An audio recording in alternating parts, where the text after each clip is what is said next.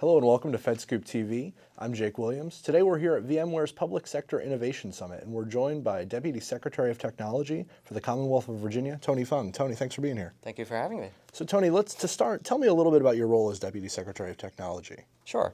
Well, my role is primarily to support the Secretary of Technology and the Governor as far as priorities, and so we've been focused a lot on cyber, data analytics and unmanned systems to both support the Commonwealth in terms of growing the new Virginia economy, but also internal to state government. We have responsibilities like VITA and CIT in terms of those organizations and making sure that the vision is being pushed forward and doing the best we can for the Commonwealth. Absolutely, and we've been seeing a lot of really cool work coming out of VITA and CIT in the past year, so excited to see more from there. Okay. What are your top three priorities for the year ahead? What are you guys focusing on? What's at the top of that agenda list? I would say the top part of that agenda is the cybersecurity.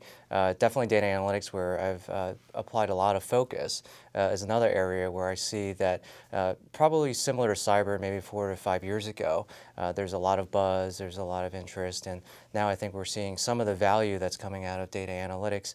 So we're really excited about the opportunities. We're seeing other states get into the game in terms of deriving value from data, and so we're really pushing hard on that. And then also another forefront is unmanned systems. Virginia Tech and ODU and others have really stepped up in terms of that space and innovation, and so I think that's another area where we can see a lot of growth in our Commonwealth in terms of economic development and innovation. That's great. And which, technological or policy challenge has really impacted your job the most over the last year, and how do you see that changing it going forward?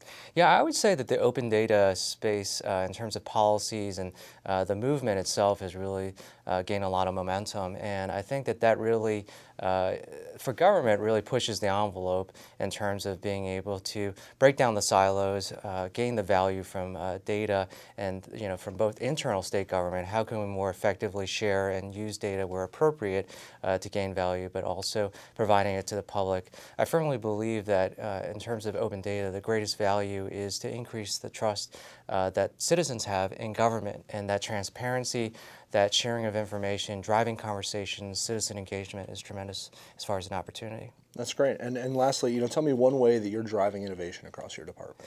I think the biggest thing for us is the resourcing is very scarce, and so innovation without funding is really challenging.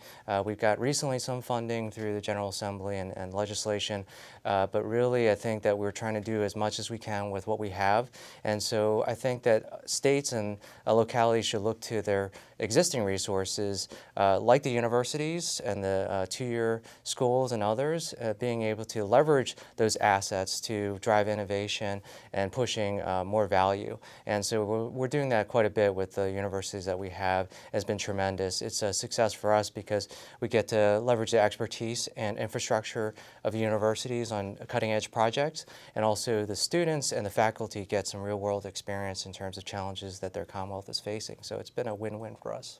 Well, that's great, Tony. Thank you so much for the work you're doing in Virginia, and thank you for sharing it with us. And this is FedScoop TV at the Public Sector Innovation Summit. Thanks for watching.